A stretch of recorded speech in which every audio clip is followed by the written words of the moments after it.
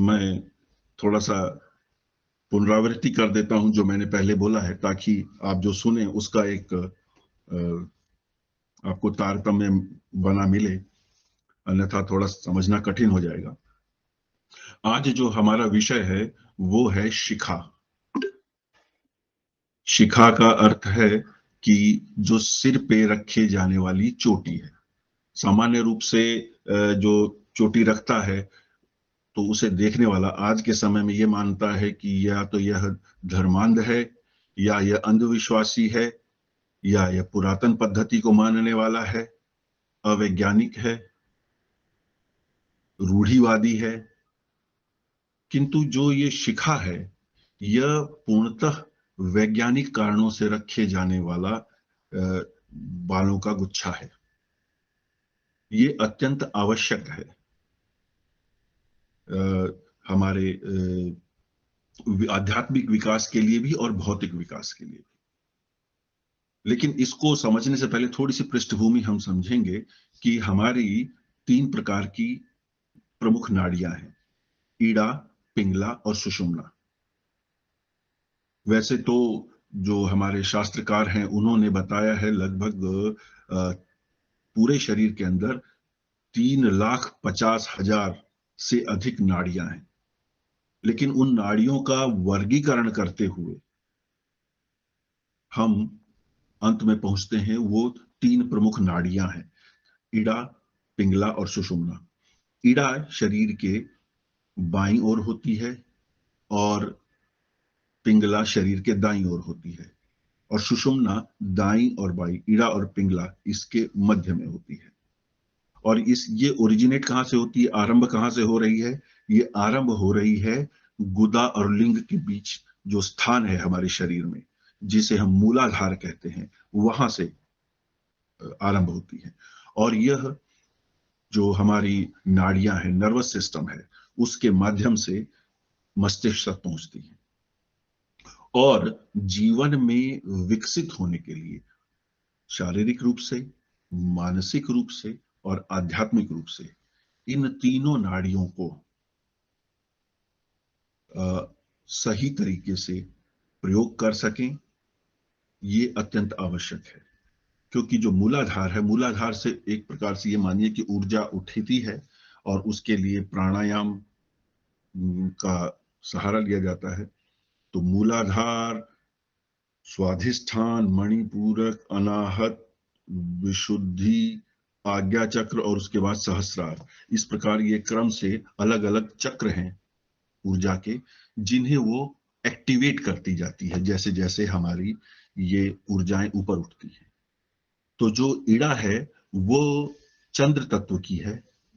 Ida feminine character, जो स्त्रैण गुण है, या जो वो गुण है जिसको हम सॉफ्ट नेचर कहते हैं, वो ईड़ा से कंट्रोल होते हैं या ईड़ा देती है। जो पुरुषिचित गुण होते हैं किसी के भी व्यक्तित्व में, या पौरुष से संबंधित जो वृत्ति आती है, वो पिंगला नाड़ी की प्रधानता से होता है।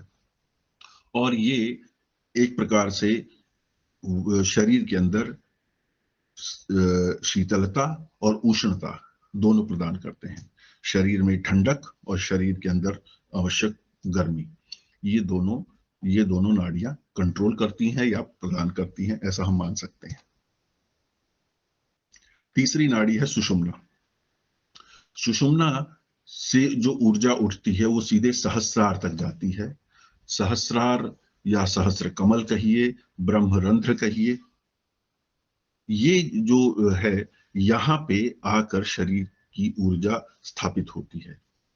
यह संतुलित हो तो जो जब हम आध्यात्मिक विकास की अगर विशेष रूप से बात करें तो आध्यात्मिक विकास में ये सर्वाधिक सहायक होती है। तो ये तो एक पृष्ठभूमि हुई इन नाड़ियों की। तो यहाँ जहां ब्रह्मरंध्र में होता है, इस स्थान पर ही ऊपर बाहर हम देखेंगे तो बालों का एक वर्ल बना होता है, एक चक्र सा बना होता है हर व्यक्ति के सिर पे। ये वो स्थान माना जाता है जहां पे बालों का यानी केशों की जड़ होती है। और वो जड़, उसका जो अंदर जो कनेक्शन होता है वो होता है मस्तुलिंग से। जो हमारा तालु होता है, मुंह का ऊपर वाली जो छत होती है, वहां वो कनेक्टेड होती है, और नीचे से सुषुम्ना उसी से जाके जुड़ी होती है, उसी स्थान से। और ये स्थान माना जाता है कि जहां पे बालों की जड़ें अंदर तक आई हुई हैं, ऐसा। तो सुषुम्ना से शिखा का सीधे सीधे संबंध हो जाता है। और जो अब क्या है कि जो हमारा सर है, इसके अंदर दो चीजें हो गई। एक हो गया मस्तिष्क, जिसके हम ये मानते हैं कि एक दायां भाग है और एक बायां भाग है, लेफ्ट लोब है, राइट लोब है, जिसे ईड़ा और पिंगला से कनेक्ट कर दिया जाता है। तीसरा है जो सुषुम्ना से संबंधित है। तो जो सुषुम्ना है वो क्या कंट्रोल करती है? सुषुम्ना कंट्रोल करती है हमारी मेमोरी को, हमारे इमोशन को, और हमारी इंटेलिजेंस को, हमारी याद करने की शक्ति को, हमारी समझने की शक्ति को, और हमारी जो भावनाएं हैं उनको। और ये जितनी विकसित हो जाती है उतना ही आध्यात्मिक विकास होता जाता है। तो इसलिए सुषुम्ना का इस शिखा से सीधा सीधा संबंध है। तो अब शिखा रखी ही क्यों जाए? शिखा क्यों रखी जाए? देखिए, शिखा इसलिए रखी जाती है क्योंकि जो, जैसा मैंने बताया, ईड़ा ईड़ा को शीतलता चाहिए होती है, और पिंगला उष्णता देता है। तो जो ईड़ा है और जो पिंगला है, ये टेम्परेचर का संतुलन बनाती है जितना मस्तिष्क को आवश्यक है, ऐसा मान के चल सकते हैं। मस्तिष्क ठंडा रहना चाहिए क्योंकि ये बहुत ही डेलिकेट होता है, इसको एक रिलेटिव टेम्परेचर चाहिए। आपने, अब हम सभी जानते हैं कि जब किसी को बुखार होता है तो सबसे पहले तापमान कम करने की दवा दी जाती है, उसके अलावा दूसरी दवा दी जाती है जो उस बुखार के कारण को समाप्त करती है। जो पहली दवा दी जाती है जिसको हम एंटीपायरेटिक कहते हैं, वो दी ही जाती है कि जो तापमान है वो कम हो जाए। क्योंकि हम सबसे पहले देखते हैं जो सर है वो अगर एक तापमान से अधिक तापमान है तो वो सह नहीं पाएगा, और जो मस्तिष्क है उसकी जो शक्तियां हैं, उसकी जो योग्यताएं हैं, उसका जो कार्य है वो ठीक से नहीं हो पाएगा। इसलिए सबसे पहले तापमान को कम किया जाता है, और अगर तापमान कम नहीं हो रहा है तो ठंडे पानी की पट्टी डालने को कहा जाता है। यानी कि जो मस्तिष्क है उसका तापमान एक सीमा से ऊपर या एक सीमा से नीचे नहीं जाना चाहिए, वरना इसके काम करने की जो क्षमता है उसमें प्रभाव आता है, और वो जो कि जीवन को नुकसान पहुंचा सकता है। तीसरा जो स्थान है जिसको हम मस्तोलिंग कह रहे हैं, एक होता है क्षमा कीजिएगा, मस्तिष्क तो ये हुआ, और दूसरा है मस्तुलिंग। मस्तुलिंग वही स्थान है जहां ये जो बाहर एक वर्ल बना हुआ है या जो सहस्रार है उसका एक केंद्र है, बालों का केंद्र है, बालों की जड़ों का केंद्र है। तो वो मस्तुलिंग को भी एक विशेष तापमान चाहिए जो कि थोड़ा सा उष्ण चाहिए, मस्तिष्क के तापमान से थोड़ा अधिक। तो मस्तिष्क का तापमान जो है वो कम है, मस्तुलिंग को उससे थोड़ा अधिक चाहिए। तो वो अधिक तापमान बनाए रखने के लिए, मेंटेन रखने के लिए शिखा रखी जाती है। अन्यथा जो सुषुम्ना नाड़ी के साथ जो संबंध है, या जो ब्रह्मरंध्र की जो अपनी कार्य प्रणाली है, उस पर प्रभाव पड़ेगा। ठीक उसी प्रकार जिस तरह मस्तिष्क में अधिक तापमान होने से, बुखार होने से मस्तिष्क की प्रक्रिया में फर्क पड़ता है, उसी प्रकार यदि तापमान वहां पे भी वेरी करेगा, कुछ कम हो जाएगा, तो वहां उसकी जो कार्य प्रणाली है उसमें गड़बड़ आ जाएगी। तो जैसा कि मैंने बताया, किसको प्रभावित करती है सुषुम्ना? इमोशन को, हमारी इंटेलिजेंस को और मेमोरी को, याद करने की शक्ति को, हमारी भावनाओं को, हमारी समझ को। तो यदि यहां ये खराब हो गया, यहां पे गड़बड़ हुआ, तो हमारा इमोशनल बैलेंस बिगड़ता है, हमारी याद करने की क्षमता समाप्त होती है, और हमारी जो भावनात्मक पहलू है वो बिगड़ता है, और इसी को हम पागलपन कहते हैं, विक्षिप्तता कहते हैं। तो यह बनाए रखने के लिए क्या करना है, जो आवश्यक तापमान है, जो चाहिए मस्तिष्क के तापमान से थोड़ा अधिक, यह देने की आवश्यकता के लिए बालों को रखा जाता है। और कितना रखा जाता है? नियम ये कहता है कि गोखुर, गाय का जो खुर होता है, गाय का जो पांव होता है, उसका जो आकार होता है, एक बड़ी एडल्ट काउ जिसको कहेंगे हम, बड़ी गाय का जो खुर का जो आकार होता है, उतने आकार के बाल हमें वहां पे रखने चाहिए, या शिखा रखने वाले रखते हैं। तो उससे क्या होता है कि मस्तुलिंग पर जो तापमान है वो उचित बना रहता है, और जो सुषुम्ना है वो सही रूप से कार्य कर पाती है। ये है इसके पीछे रखे जाने का वैज्ञानिक कारण। पर ये कहा जा सकता है कि हमें उसकी आवश्यकता क्या है कि हम बाल ही रखें, सर पे टोपी लगा लें? तो देखिए, ये समझना होगा कि जिसकी जो मूल प्रकृति है, उस प्रकृति के साथ ही उसको रखेंगे तो वो अधिक विकसित होती है।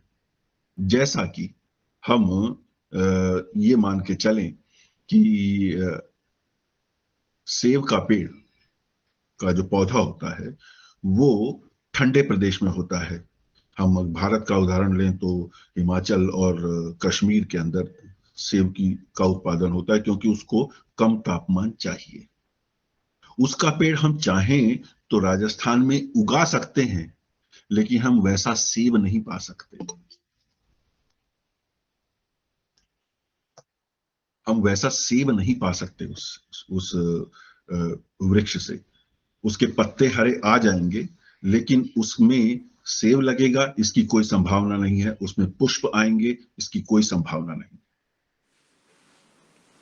इसलिए ये आवश्यक होता है कि जो जहां पे उग सके वहीं पे लगाया जाए। एक और उदाहरण देता हूं, जैसे चंदन है। चंदन दक्षिण भारत में ही क्यों पाया जाता है? हम यहां क्यों नहीं उगा लेते? क्यों वहां उसकी स्मगलिंग होती है? और चंदन अगर इतना महंगा बिकता है तो वो चंदन हम यहां पे उगा कर क्यों नहीं लाभ उठा लेते हैं, कमा लेते हैं? तो जो चंदन है वो वहां पे नहीं, हम यहां लगाना चाहेंगे। अब दूसरे प्रदेशों में मैं सोचूं कि चंदन उत्तर प्रदेश में लगा लूं, या हरियाणा में लगा लूं, या कश्मीर में लगा लूं, पेड़ लग जाएगा, लेकिन उसमें वो गुण नहीं आएंगे, वो सुगंध नहीं आएगी। क्यों? क्योंकि जिस वो वृक्ष और मिट्टी, इन दोनों के कॉम्बिनेशन से वो विशेष गुण आ रहा है। इसी प्रकार जैसे एक और चीज है कि हर चीज की अलग अलग वैरायटी होती है। जैसे आजकल एक प्रचलन चला है कि आटा एमपी गेहूं का, मध्य प्रदेश की जो गेहूं है उसका आटा खाने की या उस गेहूं का इस्तेमाल करने की का प्रचलन प्रचलन आ गया है। कंपनियां भी ये दिखाते हैं कि हमारा आटा एमपी गेहूं से बना हुआ है। एमपी गेहूं एमपी में ही क्यों होगी? वो यूपी, हरियाणा, पंजाब, महाराष्ट्र में क्यों नहीं होगी? वो उस मिट्टी का गुण है। इसी प्रकार हमारे शरीर से जो चीज उत्पन्न हुई है वही हमारे शरीर को सही लाभ देगी, कोई कृत्रिम चीज उतना लाभ नहीं देगी। और इसलिए हम सर कपड़े से ढक सकते हैं, टोपी से ढक सकते हैं, हैट से ढक सकते हैं, वो एक कृत्रिम उपाय है, आर्टिफिशियल सॉल्यूशन है। जो बाल प्रकृति ने हमें जन्म से दिए हैं उसको अगर हम वहीं पे मेंटेन रखेंगे तो उसमें कृत्रिमता नहीं रहेगी, वो नेचुरल है। इसलिए मस्तुलिंग का तापमान बनाए रखने के लिए, ताकि जो सुषुम्ना नाड़ी है जो वहां पे ज्वाइन करती है उसकी एक्टिविटीज बनी रहे, और उसकी एक्टिविटीज सही बनी रहे, उससे क्या होगा? हमारा इमोशन, हमारी मेमोरी और हमारी इंटेलिजेंस बैलेंस्ड रहेगी। इसीलिए विद्यार्थियों को प्राणायाम करने को कहा जाता है। उन गुरुकुल में उनको शिखा रखाई जाती थी ताकि जो ईड़ा, पिंगला और सुषुम्ना जैसे जैसे ऊपर उठती हैं अलग अलग चक्रों से होते हुए, तो उनके वो चक्र भी खुलते जाएं और जो कनेक्शन बाहर से बन रहा है बालों के माध्यम से, उस ब्रह्मरंध्र के माध्यम से सुषुम्ना का, वो सेफ भी रहे, एक्टिव भी रहे, सुरक्षित भी रहे और कार्य करने की स्थिति में भी रहे, ताकि वो तीव्र बुद्धि हो, मेधावी हो। तो जिनके भी एक इससे एक सरल सी हमें एक उत्तर मिलता है कि जो अपना मेंटल बैलेंस खो देते हैं, ज्यादा परेशान हो जाते हैं परिस्थितियों से, यहां तक कि छोटी छोटी समस्याओं से भी अधिक परेशान हो जाते हैं, जिन्हें याद नहीं रहता, समझ लीजिए कि सुषुम्ना को ठीक करने की आवश्यकता है। और शिखा रखना उसमें सहायक होता है। दूसरा और समझिए, शिखा को समझने के लिए एक शब्द समझिए, दीप शिखा। दीप क्या होता है? दीपक। शिखा मतलब उसकी जो लौ है। अब शिखा यानी वो कितनी चमकदार होती है, और उसके पास कुछ भी आएगा उसको वो जला दे। यानी कि हमारी अगर बुद्धि तीव्र है, यदि हमारी यादाश्त तेज है, यदि हम भावनात्मक पक्ष को भली भांति समझते हैं, तो हमारे ऊपर किसी विचार का आक्रमण नहीं हो सकता। ये तो है दार्शनिक पक्ष, और ये सत्य भी है कि हम जितने तीक्ष्ण बुद्धि होगी उतना ही हम पे प्रभाव नहीं पड़ेगा। इसके लिए मैं आपको दो उदाहरण देता हूं। एक उदाहरण है सुकरात का और एक उदाहरण है स्वामी विवेकानंद का। एक बार सुकरात जी से एक सुकरात जी माना जाता है कि वो दिखने में सुंदर नहीं थे, बहुत बदसूरत थे, जिन्हें कहा जाता है कि वो, लेकिन बहुत महान दार्शनिक हुए। तो उनके पास एक अत्यंत सुंदर स्त्री आई। उन्होंने कहा कि मैं आपसे विवाह करना चाहती हूँ। तो सुकरात ने कहा कि आप मुझसे विवाह क्यों करना चाहती हैं? तो कहते हैं कि मैं चाहती हूं कि जो हमारी संतान उत्पन्न हो वो आप जितनी बुद्धिमान हो और मेरे जैसी सुंदर हो। तो सुकरात ने कहा, आप ये चाहती हैं कि हमारी संतान हो जो मुझ जैसी बुद्धिमान हो और आप जैसी सुंदर हो, लेकिन अगर इसका उल्टा हो गया तो मुझ जैसी कुरूप हो गई और आप जैसी बुद्धि वाली हो गई, तो ये जो तीक्ष्णता है बुद्धि की, ये जागृत सुषुम्ना का प्रमाण होता है। दूसरा उदाहरण है स्वामी विवेकानंद का। स्वामी विवेकानंद ने के बाद भी पास भी एक ऐसी स्थिति आई जब वो विदेश गए विश्व धर्म सम्मेलन में भाग लेने के लिए, भारत की तरफ से हिंदू धर्म का जो प्रतिनिधित्व करने के लिए। तो वहां पे जो फोर्ड, हेनरी फोर्ड, उनकी बिटिया या उनकी कोई संबंधी स्त्री आई उनके पास, स्वामी विवेकानंद के पास, और उनसे बोला कि मुझे आप सा पुत्र चाहिए। तब स्वामी विवेकानंद ने तुरंत उत्तर दिया, मैं हूं ना मां। ये जो तीव्रता है, तीक्ष्णता है, दूसरे के भावों को समझ पाने की जो शक्ति है, ये सुषुम्ना देती है। और सुषुम्ना जब ब्रह्मरंध्र से सही तरह से कनेक्टेड होगी, एक वेल प्रोटेक्टेड, वेल मेंटेन्ड मस्तुलिंग से, जो जिसका कार्य शिखा करती है, तब आती है ये चीजें।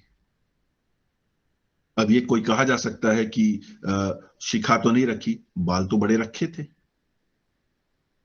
जब बाल, दरअसल क्या होता है, जो बाल छीलने की गुरुकुल में जो परंपरा है कि सिर्फ शिखा रखी जाती है और बाकी बाल उतार दिए जाते हैं, इसका कारण वही है जो मैंने पहले बताया कि मस्तिष्क को ठंडापन चाहिए, कूल माइंड चाहिए। वरना जो मैंने बुखार का उदाहरण दिया कि बुखार होता है तो सिर पे ठंडे पानी की पट्टी इसीलिए रखी जाती है कि दिमाग, जो मस्तिष्क है, उसकी फंक्शन ठीक चलती रहे। ज्यादा टेम्परेचर वो ठीक काम नहीं करेगा। और जो मस्तुलिंग है उसको जो अधिक तापमान चाहिए वो मेंटेन रहे, इसलिए जो बाल उतार के बाकी मस्तिष्क को ठंडा रखा और जो मस्तुलिंग है उसका तापमान बढ़ा के रखा। ये कारण है, ये विज्ञान है शिखा को रखने के पीछे। और इसीलिए जो ये शिखा है इसको जो मतलब उसके महत्व की दृष्टि से ये माना जाता है कि अगर किसी की शिखा काट दी जाए तो वो उसकी मृत्यु के समान है, उसके घोर अपमान के समान है।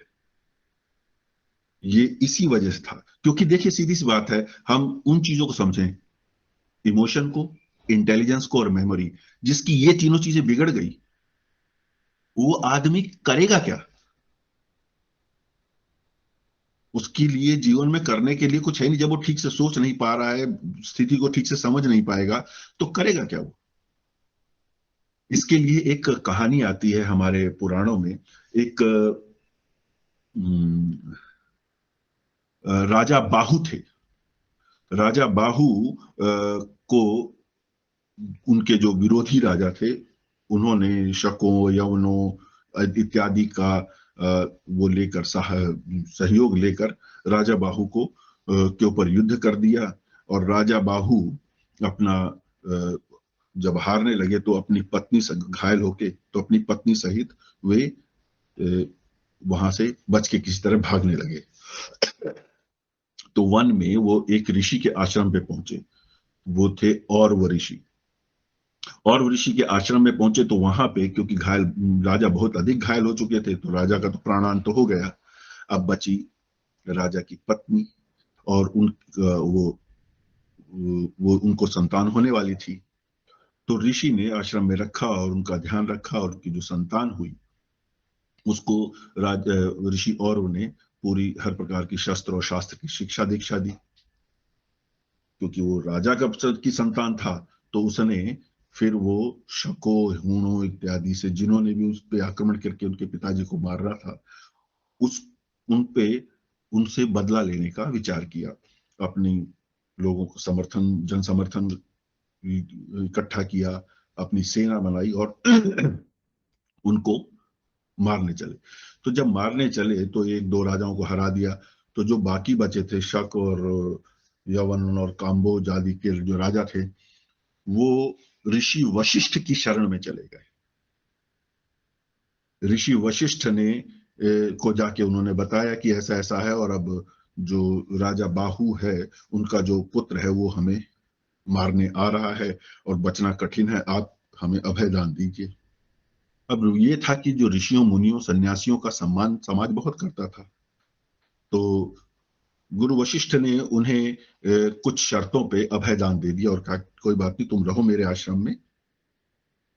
अब वो राजा बाहु का पुत्र वहां पहुंचा और उन्होंने वशिष्ठ जी को बताया कि मेरे साथ ऐसा ऐसा हुआ, इसलिए मैं इनसे बदला लेना चाहता हूं। तो वशिष्ठ ने कहा कि मैं उनको अभय दान दे चुका हूं, इसलिए आप उनको कुछ नहीं कह सकते।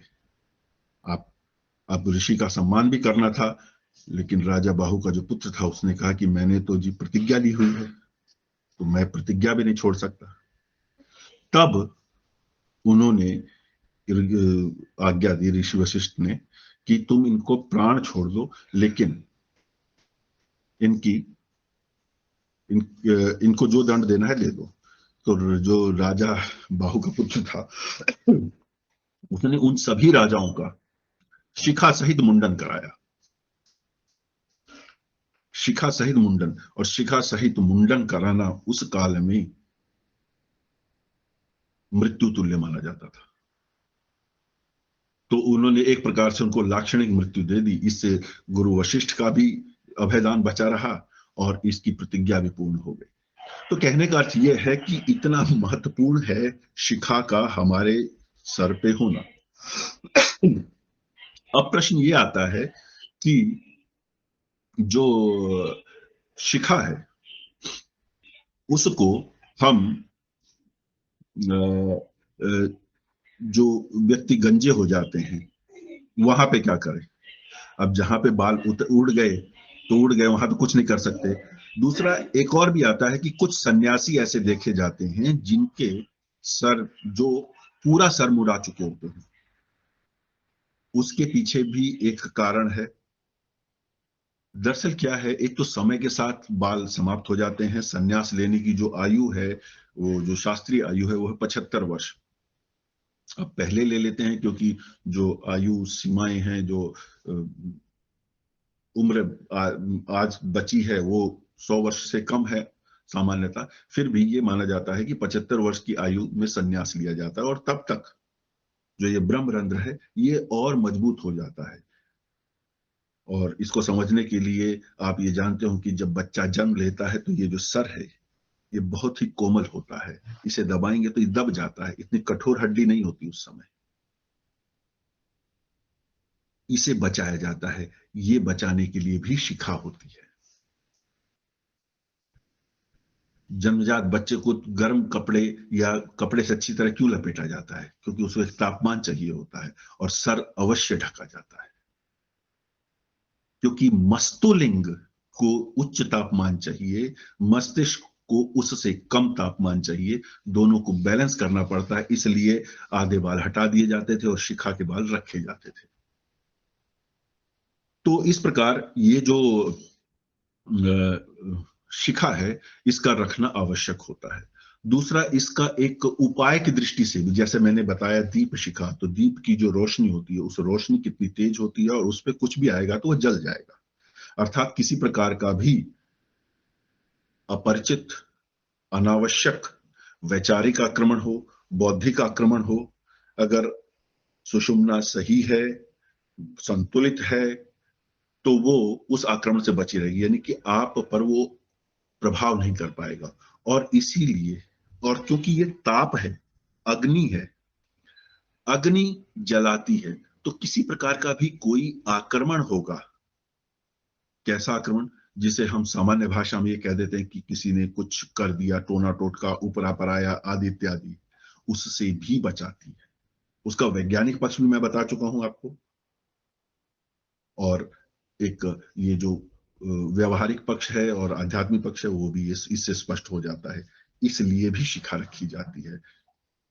शिखा रखने पर जो, जिसको हम तथाकथित टोना टोटका इत्यादि कहते हैं, उसका प्रभाव भी कम होता है।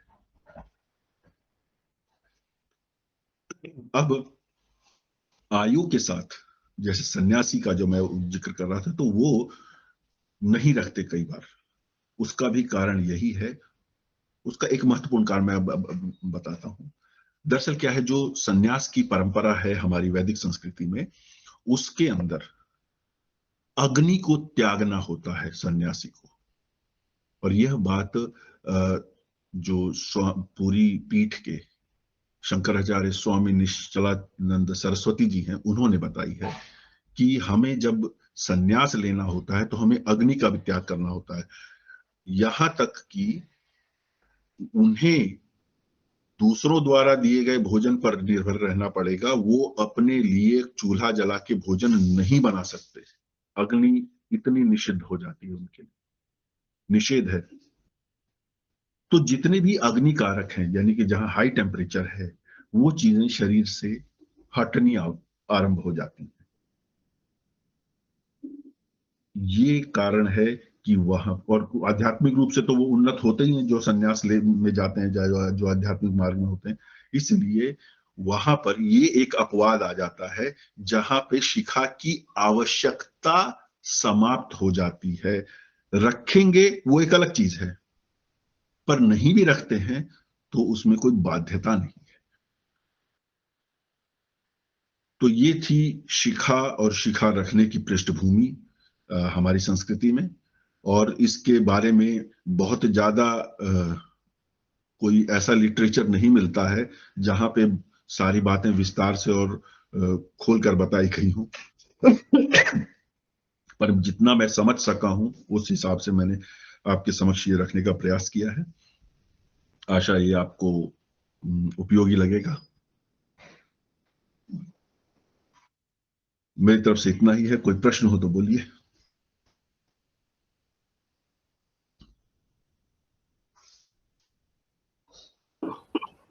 राम राम सर। राम राम। मैंने बीच में नमस्कार नहीं किया, मैंने सोचा कि लेट उठ जाएगा आपका। नहीं नहीं नहीं, ठीक है, वो होता है। अच्छा किया आपने। तो सर, वैसे तो इसके बारे में इतना नॉलेज तो नहीं था, हाँ, लेकिन ये सब बहुत ज़रूरी था, बहुत अच्छा लगा मुझे। अभी बहुत ज़्यादा प्रश्न तो नहीं है, कुछ है जो वो समय के साथ आते रहेंगे, वो एक अलग चीज है। पर समझना ये आवश्यक है कि शिखा रखना कोई अंधविश्वास नहीं है। शिखा रखना पूर्णतः वैज्ञानिक प्रक्रिया है। हम हम दरअसल क्या है, आज ऐसे परिवेश में रह रहे हैं जहां पर हमारी जो शिक्षाएं हैं, वैदिक जो प्राचीन शिक्षाएं हैं, उन्हें तो पढ़ने का अवसर मिल ही नहीं पाता है। ये तो हम लोग जिज्ञासावश इधर उधर से इकट्ठा करके कुछ समझ पा रहे हैं। वरना एक अगर हम सिस्टम के अंदर कहें तो सिस्टम के अंदर तो इन चीजों को महत्व दिया ही नहीं जाता है। तो इसलिए ये आवश्यक भी है। तो यस। और एक चीज और है जो थोड़ा सा मैं और बताना चाहूंगा कि जो मस्तिष्क है वो ज्ञानेंद्रियों को कंट्रोल करता है, और जो मस्तुलिंग है वो कर्मेंद्रियों को कंट्रोल करता है। तो जैसा कि मैंने बताया कि एक तो कि हमारी मेमोरी, हमारी इंटेलिजेंस, हमारे इमोशन, वो एक पक्ष है। दूसरा, हम जो कर्म करते हैं, हमारी जो कर्मेंद्रियां हैं, उनका भी व्यवहार संतुलित हो, इसके लिए भी आवश्यक हो जाता है। इसलिए अपनी बॉडी को सही तरह से फंक्शन करने के लिए शिखा का रखना बहुत आवश्यक है। और उसको जो सपोर्ट करता है, जो एड करेगा, वो है प्राणायाम, जिससे हम अपनी ऊर्जा मूलाधार से सहस्रार की ओर लेके आते हैं और हमारे बाकी सभी चक्र जागृत होते हैं, और चक्र जागृत होने से बॉडी बैलेंस होती जाती है, यही बॉडी बता रहे हैं। परसेप्ट होती है। कुछ जो वैदिक समझते हैं आजकल के युवा, वो आजकल वो शिखा रख रहे हैं। हमारे घर में भी कुछ है, बहुत ज़्यादा पढ़े लिखे हैं, लेकिन वो मानते हैं इसे, क्योंकि वो वैदिक सनातन को मतलब जानते हाँ, हैं। एक चीज और भी है इसमें, एक थोड़ी सी जो सीमा है इसको समझने में, वो ये भी है कि ये ना अ, व्यक्तिगत अनुभव का विषय है। जिसने सिखा रखी है उसको कैसा लग रहा है वो खुद जानता है। उसका कोई वैसा प्रमाण नहीं वो दे सकता कि मैं फिजिकली उसको प्रूव कर सकूं किसी डेटा से या किसी फिजिकल एविडेंस से। तो ये तो मतलब उस तरह है जैसे कि किसी गूंगे को आप गुड़ खिला दीजिए, उससे पूछे कैसा है, उसको अच्छा भी लगेगा तो नहीं बता सकता। आरएसएस वाले जितने विचारधारा वाले हैं, वो लोग सभी में ज़्यादातर मैंने देखा है, उनके वो तो बच्चे और खैर, वो लोग रखते हैं। उनका तो खैर प्रयास है ही है इस आइडियोलॉजी का। पर बात यह है कि मतलब ये जो अभी मैं वीडियो शेयर करूंगा, इसके माध्यम से कुछ लोग और समझ सकें। मतलब क्योंकि एक और चीज है ना कि हमारा उपहास बहुत होता है हमारी परंपराओं को नहीं, लेकर। कारण तो मैं समझती थी कि वो आरएसएस का है, लेकिन इतने अच्छे से इसका है, इसकी वजह से वो लड़का साइंटिस्ट है हमारे घर में, रिलेटिव, वो सभी ने रखा है और सभी उसका उपहास उड़ाते भी है। बताइए, जो नहीं बताइए। करते हैं। वही कह रहा हूं ना कि ये तो गूंगे का गुड़ है, जिसने रखा है उसको अनुभव होगा, लेकिन वो व्यक्त नहीं कर सकता कि किस कारण से, कैसे, कब हो रहा है। जी बिल्कुल। लेकिन ये हमारे जो शरीर है उसकी कर्मेंद्रियों को, और हमारी जो सोचने की, समझने की और याद रखने की जो शक्ति है, उसको यानी कि हमारी बुद्धि को तीक्ष्ण करने में कितनी सहायक है, ये इससे स्पष्ट होता है। इसलिए शिखा का महत्व है। और दूसरा एक और भी है, वो जैसे मैंने बताया, क्योंकि ये ऊर्जा है, तो ये किसी दूसरी ऊर्जा को, अपरिचित ऊर्जा को, या जो शरीर के लिए सही नहीं है, उसको आने से भी रोकती है। तो ये बचाव भी देती है। ये तो सिर्फ मेल के लिए ही है ना, फीमेल के लिए तो कुछ नहीं ऐसा नहीं, नहीं फीमेल होगा। में तो देखिए, नहीं नहीं नहीं नहीं, ऐसा नहीं है। फीमेल में तो देखिए वो पूरा ही रखती है कोटी पास। रखा ही हुआ है ना। आदमी तो फिर भी उतार देता है।